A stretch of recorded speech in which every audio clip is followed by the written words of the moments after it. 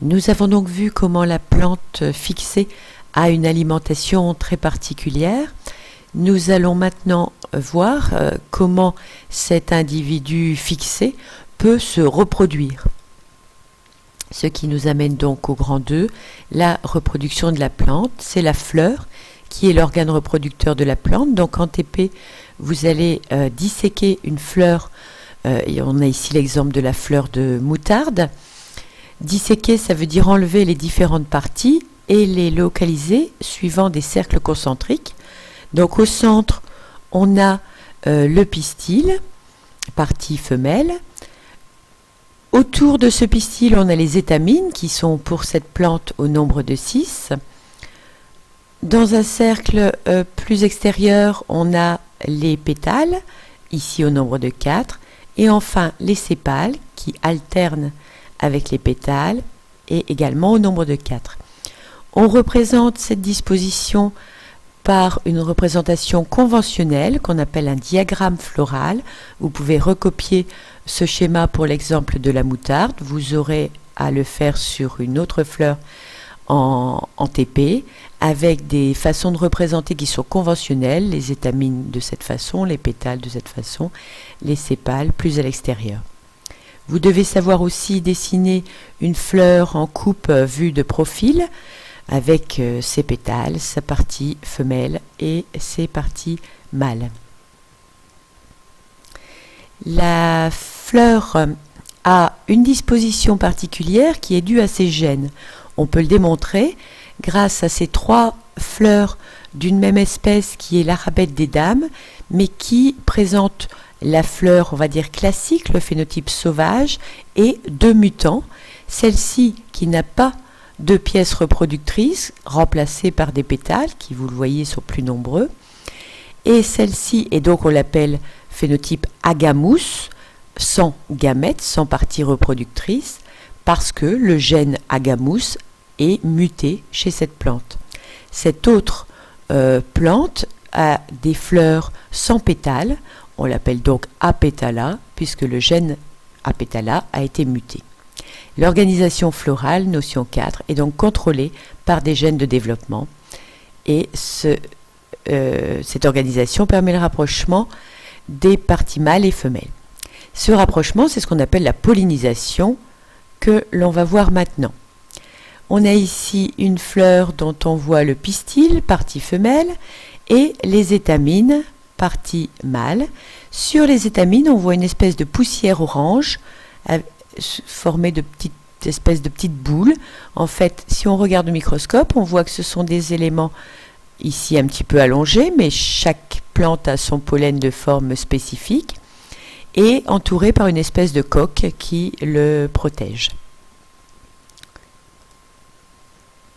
Les fleurs vont parfois être fécondées par le vent, mais le plus souvent par des insectes. Alors on a ici une fleur telle qu'on peut l'observer avec notre œil humain, et la même fleur vue par un insecte, une abeille par exemple, qui n'a pas le même spectre visuel que nous, qui voit les ultraviolets, donc cette fleur jaune-orangé lui apparaît bleutée, et surtout avec un bleu plus intense vers le centre de la fleur, c'est la zone qui va l'attirer, et donc l'insecte va se retrouver à proximité des étamines et se charger sur son dos de pollen. Quand elle ira dans une autre fleur, elle sera aussi à proximité de l'étamine centrale, et donc elle pourra féconder cette fleur-là, polliniser.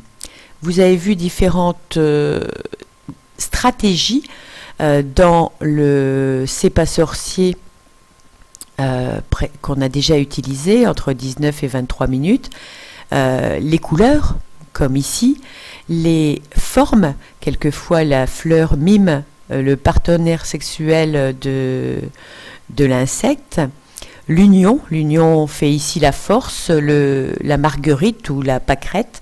Ça n'est pas une fleur en fait, littéralement, ou biologiquement parlant, mais c'est en fait un bouquet de fleurs réunies en une seule, qui vont donc avoir plus de chances d'être pollinisées. Et enfin des odeurs qui ne nous plaisent pas toujours forcément à nous, mais qui peuvent attirer les insectes.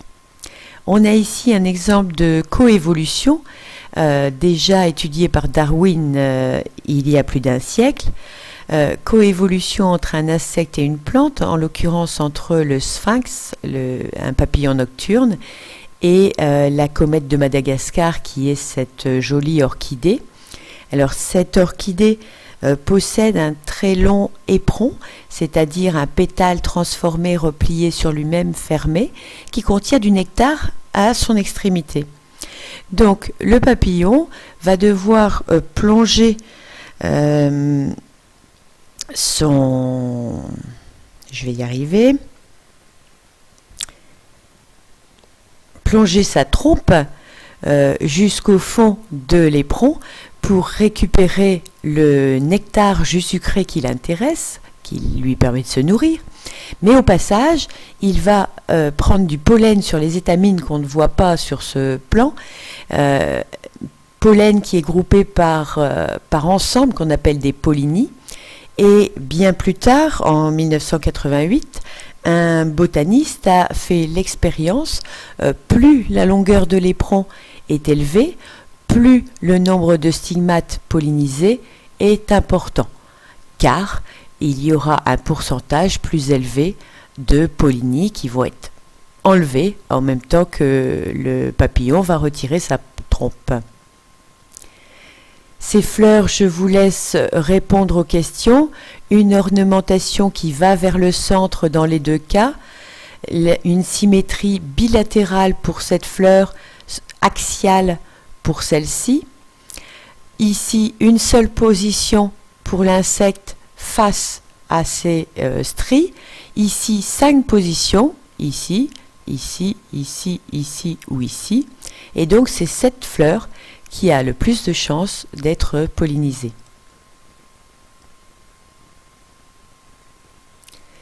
Cette affiche d'une campagne de sensibilisation pour la protection des abeilles cherche à alerter l'opinion publique déjà par la couleur jaune voyante, par ce signe danger avec un masque protecteur, par ces abeilles mortes à côté. Donc on nous évoque un produit chimique dangereux pour la santé et l'avenir des abeilles qui nous sont bien nécessaires, et on nous parle ici de pesticides. Alors cette image en plus fait référence à un film de 2003 avec les mêmes couleurs utilisées, quasiment le même titre. Voilà pour l'effet visuel. Agents incriminés, c'est donc bien sûr les pesticides.